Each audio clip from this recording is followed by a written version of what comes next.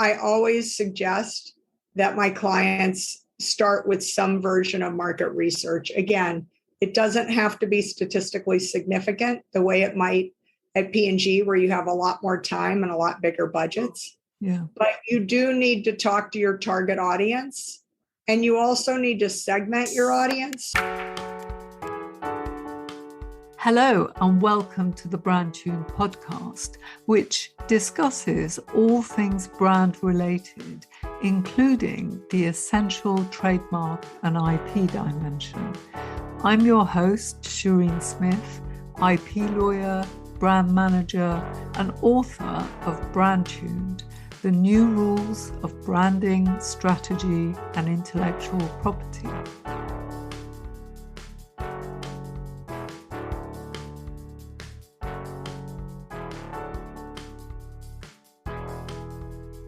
Hello, my guest today is Paige Arnof-Fenn, who is the founder and CEO of Mavens and Moguls, which is a marketing and branding firm located in the USA. She'll tell us more about what they do during this episode. Now, Paige graduated from Stanford University and holds an MBA from Harvard Business School. She's also held a number of positions in marketing and branding. So I'm really looking forward to discussing all things branding with her, particularly focused around positioning during this episode.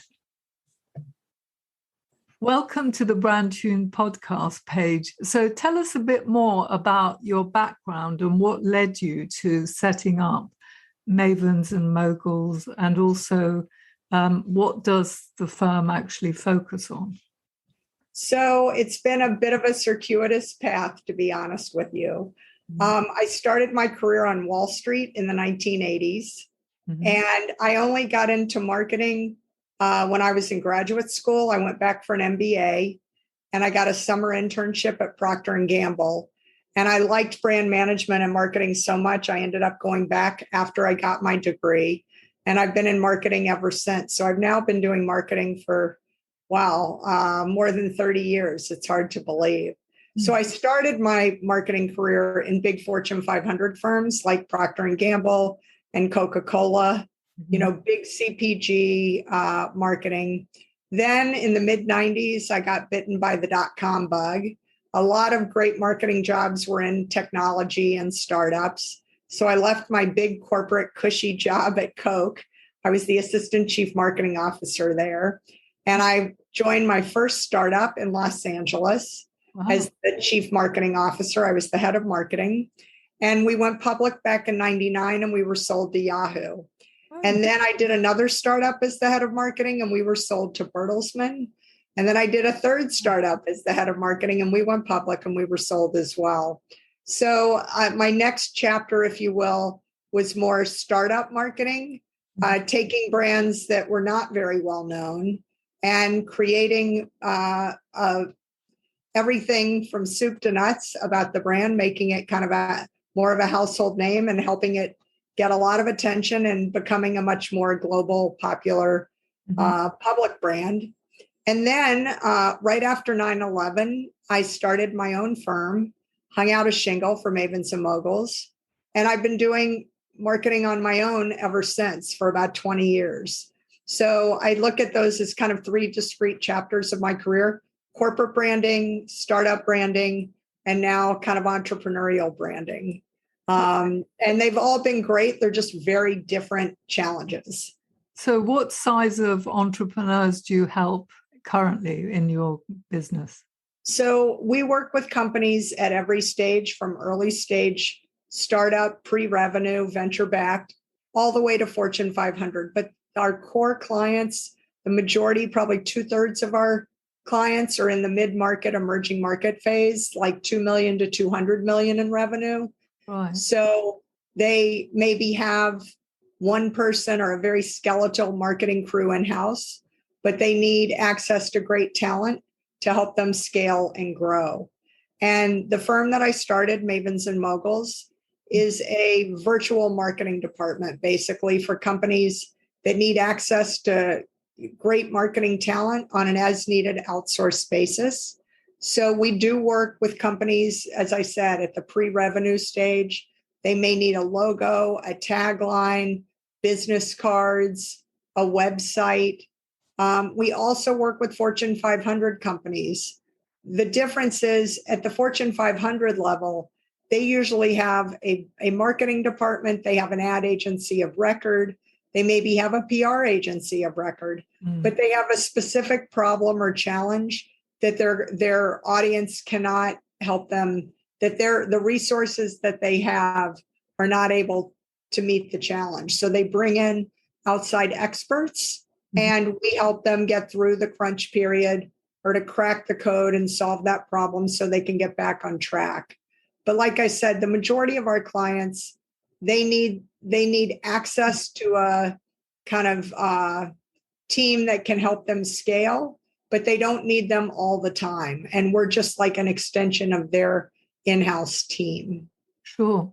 So one of the big problems, I guess, for smaller businesses is lack of a budget to do things like research. So how do you tackle research when it comes to small businesses? So we do both quantitative and qualitative market research. And we basically form teams on specifically what the client needs. So if all they need are surveys, we can do things very scrappy on a very low budget with SurveyMonkey or Zoomerang. We can do focus groups. We can do online groups. So we work with a variety of budgets and a variety of stages.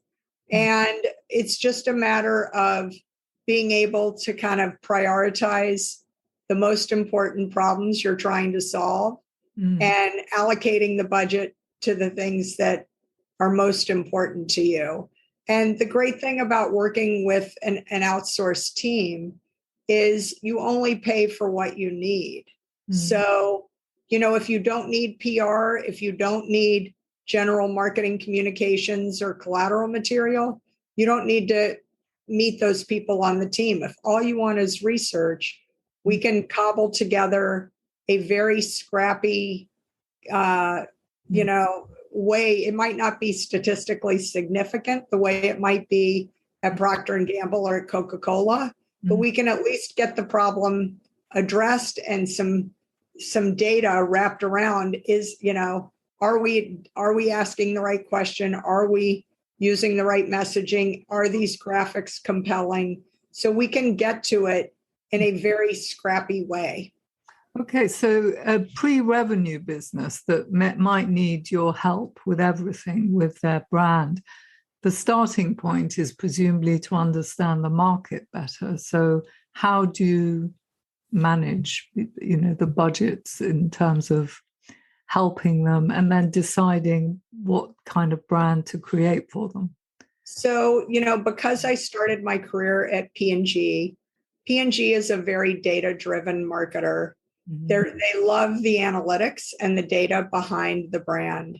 So I always suggest that my clients start with some version of market research. Again, it doesn't have to be statistically significant the way it might at P&G, where you have a lot more time and a lot bigger budgets. Yeah. But you do need to talk to your target audience.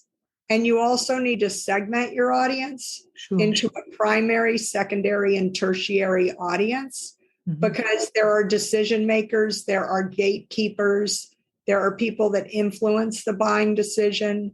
So you do want to at least reach out and have some degree of confidence that the image, the pricing, the packaging, the offer the message is compelling to the different audiences that you're talking to. And we, again, we're not going to be able to uncover every avenue, but we will be able to, with a fairly high degree of confidence.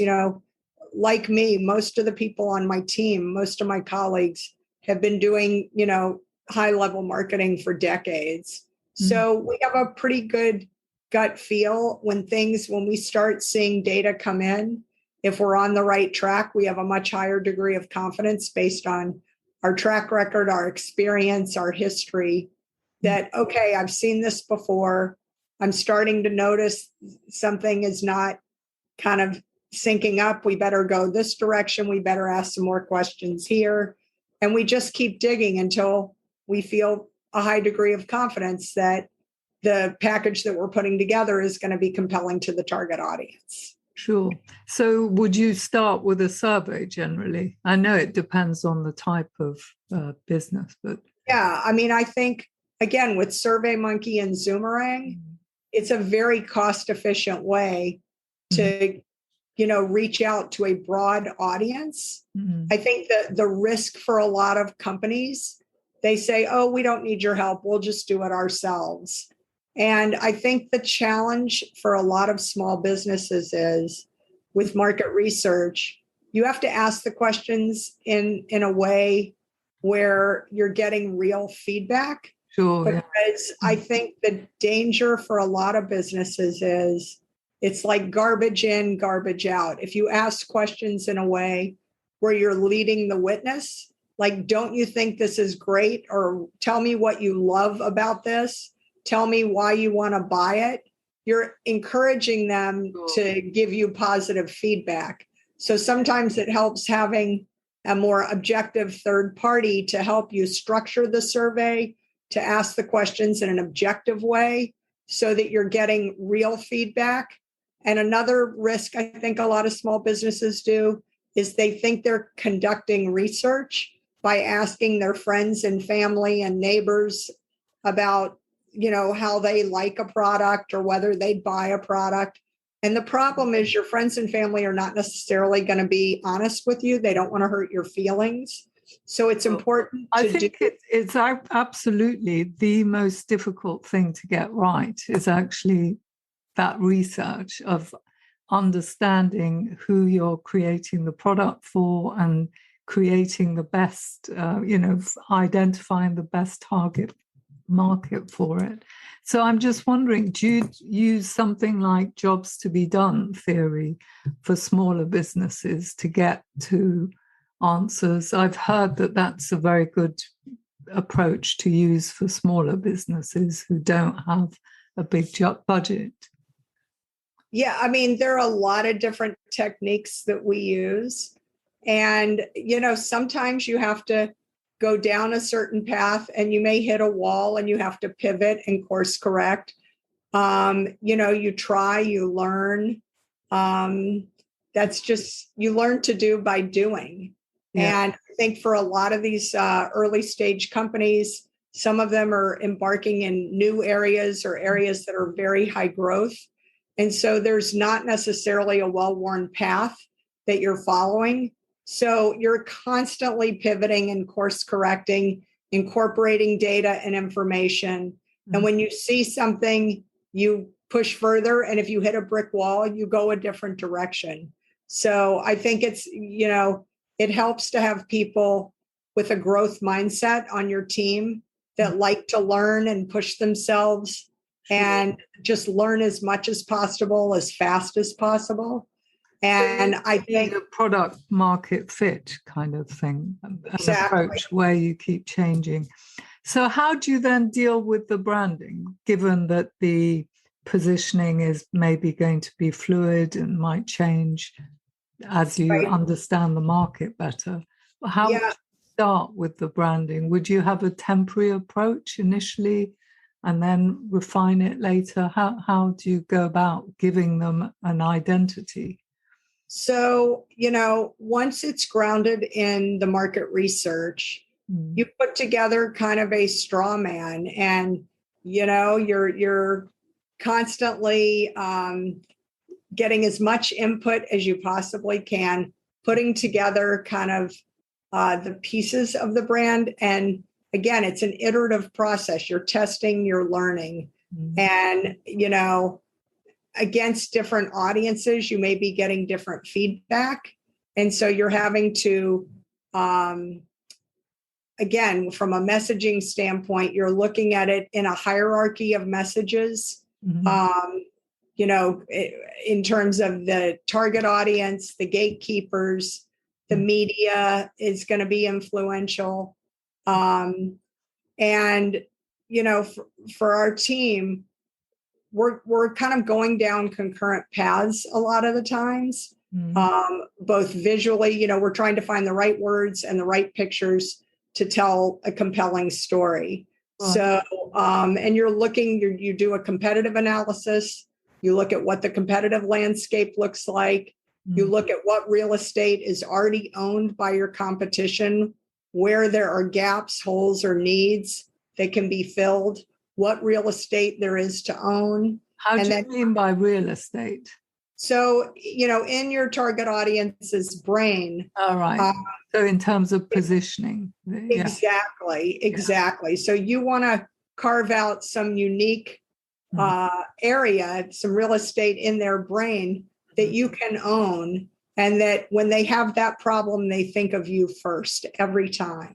Right. And so what are the trigger words, pictures? How do you set yourself up so that when they are in a situation where you could help them with your product or your service, that you're the first thing that they think of every time? So we're trying to help position our clients to be kind of that first line of defense. Yeah, I think that's obviously very important to get a business off the ground. But Byron Sharp's research, the Ehrenberg Bass Institute, they found that differentiation isn't something that is observed by buyers sort of once a business is very, very established. It's their distinctive sort of their name, logo, all that actually lasts. And I think, it's about being consistent at every touch point so that you're constantly reinforcing your core messages. And it's for standing for like one or two things that you own above everyone else. I think a lot of brands mess up when they dilute their message. They try to stand for too many things. They've got too many messages. There's too much going on. So you really want to streamline and reinforce constantly the same messages in every touch point, in everything you do, whether it's online, offline, in the same message delivered in different ways. Exactly. What about the visual side, though? Because that's where intellectual property is very important, in terms of all the identifiers, the names and such like. And that's what you can protect, whereas you can't protect your positioning against copying. So how do you decide what sort of brand name and other identifiers to choose? So, we do a lot of naming work for our clients. We have a process we go through, and we love developing new names and, the process of checking those names, making sure you can get the URL, that there's no confusion, that it sounds the way it spells.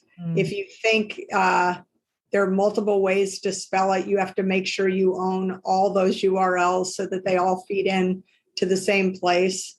And then having a great graphic design team to put together a strong graphic standards manual that you use, that all your partners use. And again, in this world where you've got affiliates, you've got people that, you're guest blogging and you're partnering and you're doing a lot of shared co-branded stuff.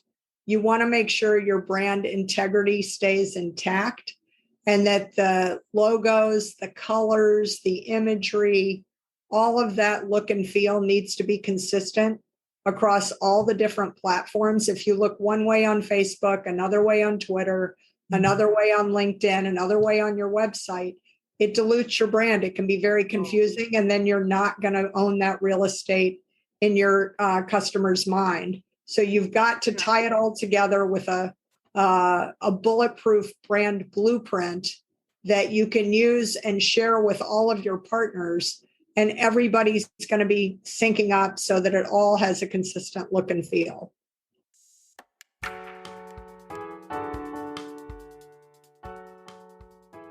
Are you a designer or brand strategist? If so, register your interest in the new accreditation program we are developing over at brandtune.com. Accreditation will equip you to make IP part of your brand strategy when creating new brands, so you can make good decisions with more confidence and have a powerful way to differentiate yourself. There are links in the show notes to the blog IP Strategy is Part of Brand Strategy, where there is more information.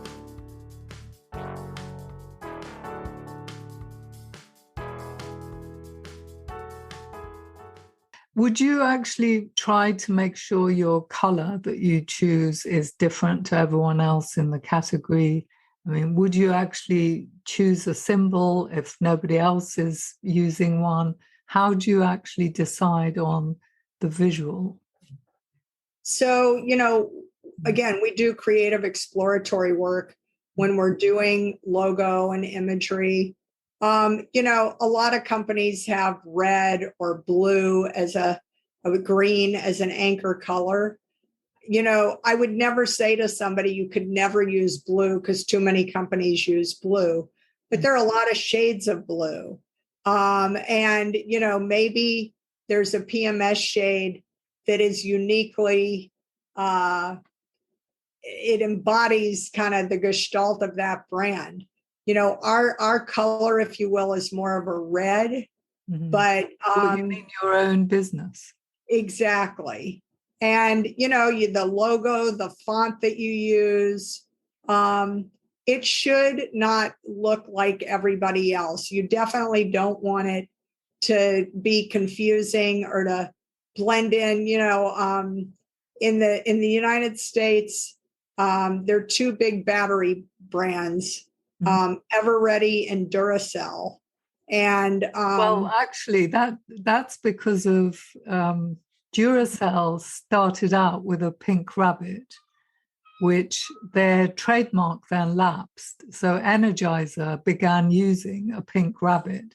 And now it's very confusing, isn't it? Very confusing. And when one of them advertises, the other one's market share will increase. So you have to be very careful that you're not advertising for your competition, and that the money you're spending. If you protect what you create and don't let your trademark lapse, then you do get a wide scope of protection, and can stop competitors using a similar sort of character. Exactly. So you just have to be careful. And again, you have to, when you build a brand, you have to continue supporting it and own it. Otherwise, it gets diluted, or worst case, you're building your competition. I've noticed that marketers and designers, brand managers are not trained in intellectual property, and yet it's so intrinsic to branding. How did you, did any of your employers actually train you in intellectual property? How did you pick up your knowledge? So I have no legal training whatsoever, but having started my career at places like P&G and Coke, where, you have these multifunctional teams where the brand people kind of lead the team. Legal is always involved as part of your team. So I guess I was just trained in a more brand management mindset where you want to make sure you have legal clearance to do all the claims you're making, and that everything is protected. So when I went to go work at the startups, that was legal was kind of an ancillary side. They were really not there for necessarily to think about the brand issues. Yeah, but because of my can't afford it. So how did you manage that? So, again, the first two startups I worked for, the CEOs, the first one, they were technology guys that were much younger than me. I was kind of the older person on the management team. So the lawyer, who was also more experienced, I would just share things with him. I'd send him, copy him on emails. I'd send him things and just say, FYI, or can you take a look? and people weren't using him in that way. He always really appreciated it because he was a little older and had more classical training. He always felt like I had his back and he had my back. But I don't think a lot of the younger people grew up in that system. And, with a lot of startups, they didn't have that corporate grounding. They didn't have the corporate training. So they just didn't know to ask, or they didn't know to cover their rear ends to do it. But I guess I got lucky because I grew up in a system where I realized, and when we do naming work and branding work for our clients, we always try to get them to get a trademark or a service mark and be prepared to protect it, because if not, all of the work is for nothing. Yeah. So that's very interesting. Obviously, they deal with things differently at the P&G and Coke level. I mean, Coke is an example of a brand that has really used IP law well, because they have this sort of supposed secret formula instead of getting a patent. And, they've used a font, all the work they did to get the bottle actually to be trademarked it took about 14, 15 years of having a strategy to achieve it. So they're really exemplary in the way they've behaved ever since they started, I think. Well, if you look at really strong brands, Coke being maybe one of the most recognized brands in the world, so much of their brand, if you will, is the goodwill that's wrapped up. They have trucks, they have production facilities. But if you look at the market cap and the market value of that brand, it's absolutely in all the brand elements. It's, I think that's a definite case of where 1 + 1 equals like 10. Yeah. Because you look at the buildings and the plants and the trucks, that does not equal the market cap of Coke. It is absolutely the sum is greater than the parts. So when you're helping brands who are small and aspire to be big, what do you feel is the most important area to focus on for them to be able to succeed? So today, you don't exist unless you have an online presence, and your online reputation is everything. So, with social media, if something runs amok and you don't get ahead of it, it can ruin your business overnight. So with the majority of my clients being those smaller emerging market firms, it's trying to help them build a great online brand and online reputation, and just reinforcing it constantly and protecting it in everything that they do. That really is the name of the game today. And what about storytelling? How do you actually help your clients with that? So if you walk down the aisle at the grocery store and you pick up any product off the shelf, if you go to a retail shop and you look at the tennis shoes, look at the t-shirts, look at the purses, everything has a story today. The salsa, you can read about the tomatoes being grown organically and it's the grandmother's recipe. And, everything has a backstory. And storytelling is so important to branding.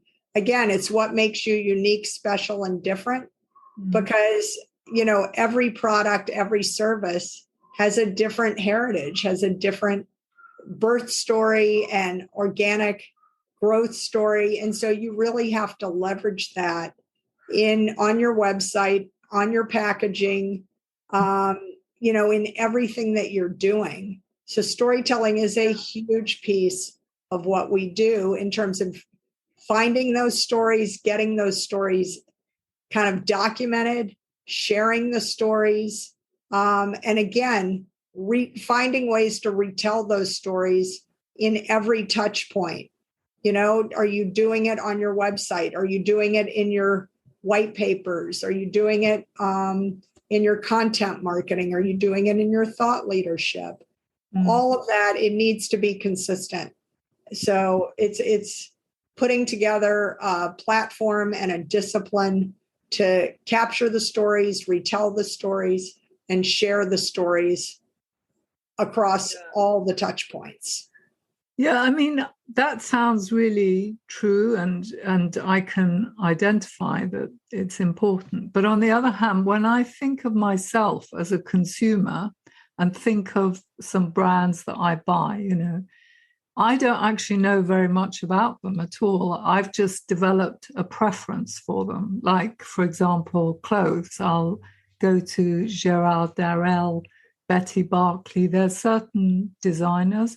I just know that their clothes might look good on me, that they're comfortable, and therefore I go there first. Or with something like mayonnaise, I'll pick Hellmann's mayonnaise because I've tried it and I prefer it to others.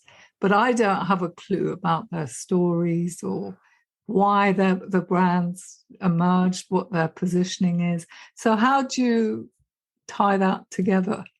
So again, consumers find brands in different ways. Mm-hmm. And some of them, the storytelling is the compelling way to capture that audience. For things like clothes, obviously how they fit, the material, how they feel on your skin, how they look, the image of the brand, it could be their advertising. It could be the models, or who's associated with that brand. It's all part of the brand story.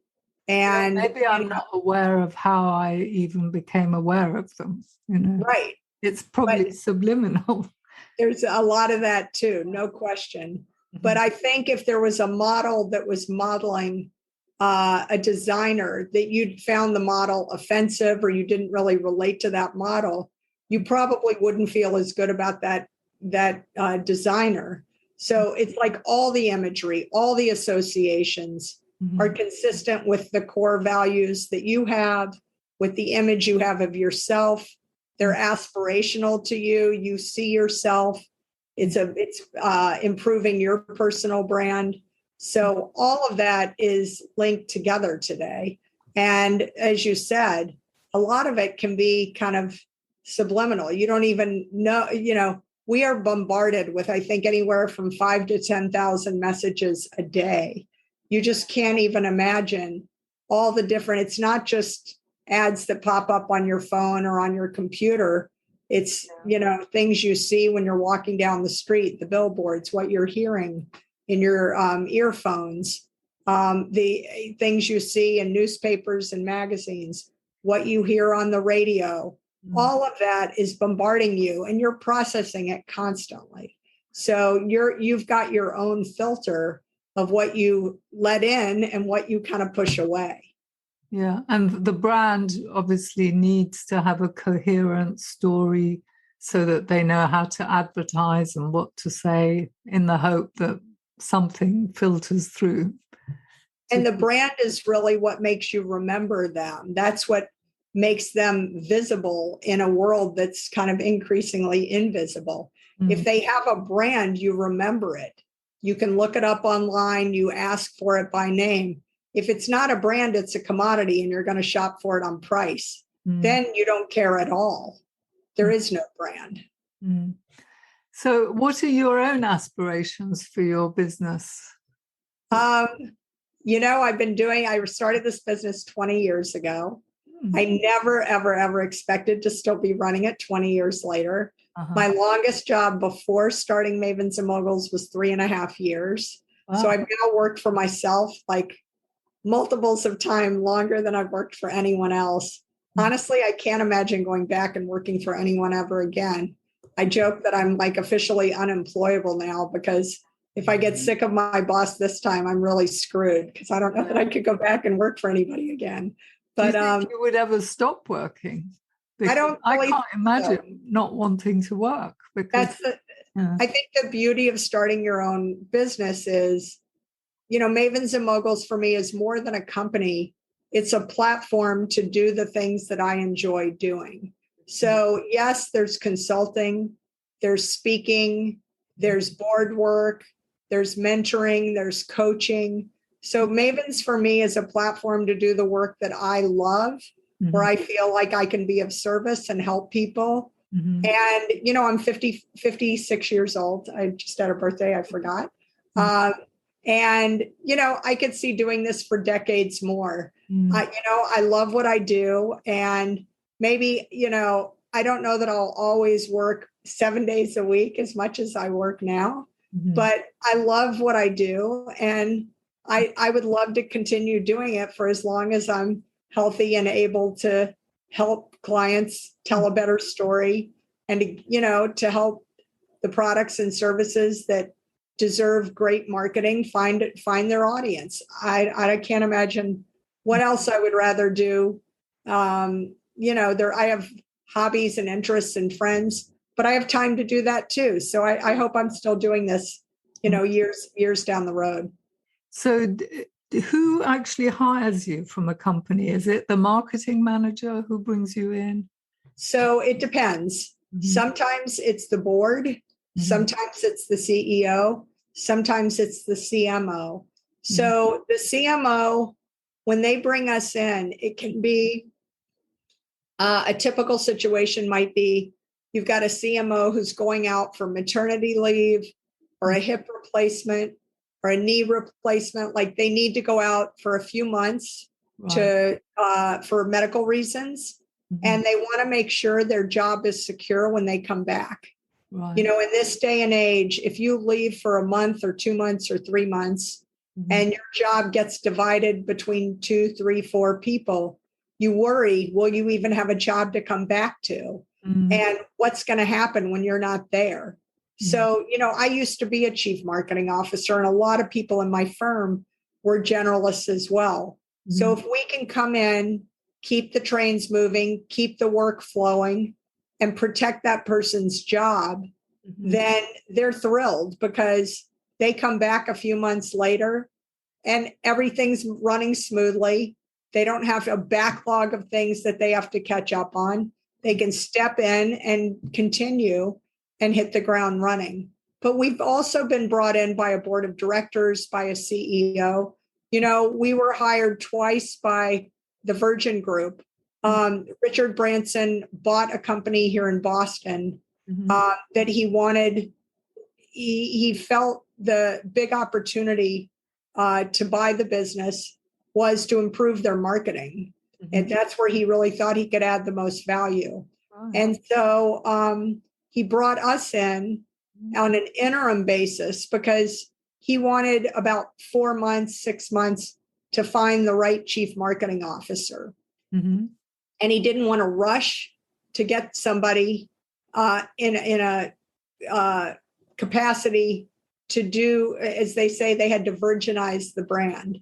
So to go from the company that they were to part of the Virgin portfolio, we had to, get the right logo, the right messages, and get all the business cards and the stationery and the website converted. That's not a very sexy or glamorous job. It's just the nuts and bolts of marketing. So he hired us to come in and take care of those kind of transitional jobs while he was doing a global search for a great CMO. And then once we got everything transitioned to the Virgin brand, he could bring in a rock star CMO to come in and then really take it to the next level. But that person didn't have to do any of the grunt work because we had already taken care of it. So that's a situation where, a more senior person brings us in on an interim basis because they just don't want, it's a different skill set to take care of the nuts and bolts than it is to kind of catapult the brand to the next level. And we can tag team with an existing crew. We can hold down the fort and keep the trains moving. So it just gives companies more flexibility and more arms and legs and more bandwidth during periods of growth and transition and maybe acquisition. So presumably you don't employ on your in your organization, a whole load of people. You've got consultants that you bring in? I've got about 4 dozen independent contractors. Right. And we form teams based on what clients need. Mm-hmm. And so when people are working, they get paid. And when they're not working, they do what they want. Yeah. Yeah. Talking of Virgin, I must say that's one of my favorite names, brand names, because they've been able to use it across so many different businesses. What's your favorite, one of your favorite brands, and why? Oh my goodness. I don't know if, are you familiar with the brand Italy? No. Eataly. It's a retail food brand. I think it started in Italy. Right. And it basically came to New York City. Now it's in Boston. And it's basically a food emporium. And for anyone who's a foodie, it's just magical. You walk in and it's sensory overload, the sights, the sounds, the smells, and it's everything. It's restaurants, it's bars, it's shopping, and it's like food overload. And I might have been there, and everything is around you, and you can sit down and have coffee. Exactly. You can sit down and have a coffee. You could have a full meal. You can do your shopping, and you can get all the most amazing items from all over the world. And it's just quality. It smells good. It tastes good. I think they did a fantastic job of just an immersive brand. You can't be unhappy when you're there. You're just smiling ear to ear, and you want to go back. Like when you leave, you think, "Oh my God, I have to come back." There were so many things I wanted to do that I didn't have time to do. So I think brands, they're experiential. Yeah. So I think that's really where you transcend the product or service, and you become part of their life. I mean, I think those are the brands. But I agree with you. I think Virgin is a fantastic brand as well. Yeah. So how can people get in touch with you, Paige? What's the best way for them? So the two best things are to go to the website. Yeah. It's www.mavensandmoguls.com, MavensandMoguls.com. Okay. Or find me on LinkedIn, Paige Arnof-Fenn. We'll add that to the show notes for sure. Yeah. So I think, with a name like mine, hyphenated, when you Google me, it really is me. So you can find me pretty easily. Yeah, that's great. So did you get it hyphenated when you married, or have you always? I did. Yeah. What do you call it? Double barrel in the UK. Yeah. Great. Well, thank you very much indeed for appearing on the podcast, Paige. Well, this has been so much fun, Shireen. Thank you for having me. Thank you. Bye. Bye-bye. That's it for this week. Do subscribe to the Brand Tuned newsletter to get weekly updates. I'd also love to get your feedback. Just send me an email to info@brandtune.com. Finally, if you liked the episode, please do share it with your friends and colleagues and review it on iTunes or whichever platform you use to listen to podcasts. If you leave us a 5-star review, it means more people will listen and we can spread the word much more quickly about the podcast. Thank you, and bye for now.